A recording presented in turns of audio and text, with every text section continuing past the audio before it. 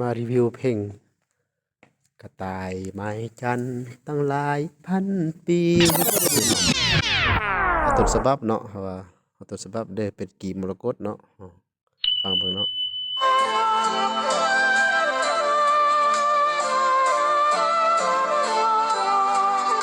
ตะกี้ขึ้นกับ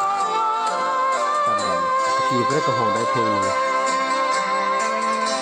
กระต่ายไม้จันทร์ตั้งหลายพันปีแอบบ่เห็นมีจักดีดวงจันทร์ลงต่ำว่ากระต่ายไม้จันทร์ตั้งหลายพันปีความหมายก็คืออันน่ะเฮาฮักคนใดคนหนึ่งเนาะแบบว่าแอบมักเขาซี้ไปแอบมักดนแอบมักนานแล้วแต่ก็เขาบ่เห็นคุณค่าซี้ซะเนาะกระต่ายตัวน้อยเฝ้าคอยด้วยใจละกำจันเอ๋ยจะสร้างใจดำกระต่ายต้องซ้ำมาหลายพันปี อืมก็เปรียบเหมือนกับคนนั่นแหละเนาะเพราะว่าอันน่ะลงมักเขาแต่ว่าเขาก็บ่เคยใส่ใจซี้เนาะเฮ็ดให้มีความเจ็บช้ำอยู่ในใจซี้เนาะ Yes? เ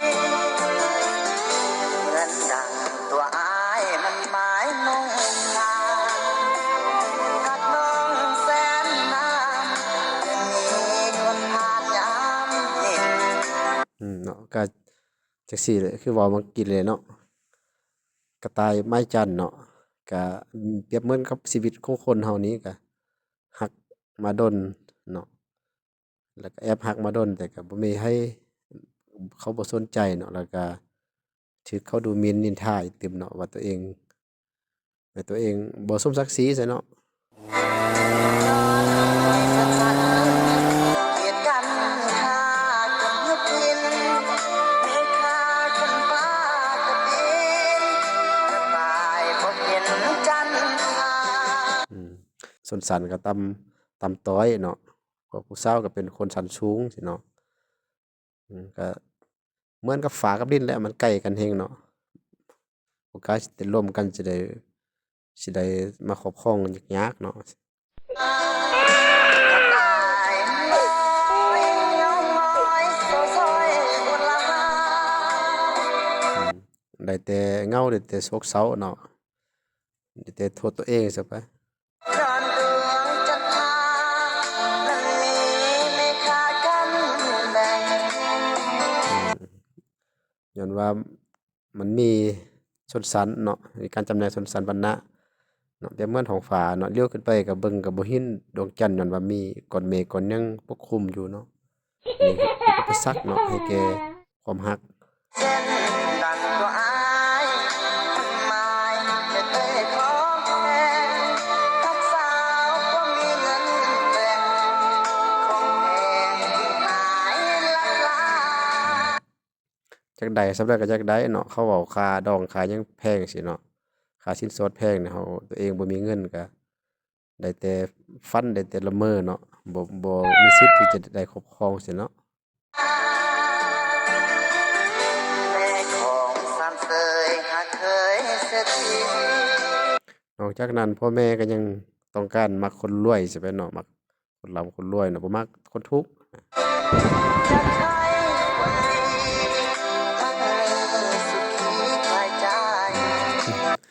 ย้อนว่าจักให้ลูกเขาเนาะจะให้ลูกเขานี่มีเงินมีค้ำมันสิอยู่สนุกสุขสบายสิบ่อยากได้คนทุกข์สิเขาหมายเนาะถึกกับสมัยปัจจุบันนี่แหละเนาะบ่ได้ Oh my เป็นฉะนั้นแหละเนาะ God. อันน่ะชนชั้นปัจจุบันหรือว่าสังคมปัจจุบันนี่เนาะถ้าเปรียบกระต่ายน้อยเฝ้าคอยดวงจันทร์เห็นใจเฝ้าคอยจนสิ้นมีแต่รอท้าแหล้วเนาะมีแต่รอท้าความเห็นอกเห็นใจความนั้นจักผู้สาวเนาะจักดวงจันทร์หั้นดวงจันทร์ลงมาเองสิเนาะความหมายเนาะแล้วก็เปรียบเหมือนคนก็อยากให้ผู้สาวหั้นยกเห็นใจแล้วก็อันน่ะยอมรับตื่นตัวยอมรับเองสิเนาะโดยตัวเองบ่ได้ดิ้นรนหลายสิเนาะมาลายเจ้ากระต่ายนาเลขนาดวงจันทร์มาเห็นใจกระต่ายหน่อยเด้อดวงจันทร์เด้อคนร่ำคนรวยก็มีผู้บ่าวที่อันน่ะพื้นฐานครอบครัว ยังทุกข์ยังจนก็ให้ฮักให้แพงกันเบิ่งจิตใจเป็นใหญ่เนาะบ่แม่นว่าสิคือนำแต่ศักดิ์ศรีเงินคำเอามาก็ผิดกันเบิดมีหลายคู่เด้จัดงานหรูหราปาร์ตีเนาะให้สมศักดิ์ศรีแต่เอากันมาบ่เดียวได้ปะกันก็มีเนาะ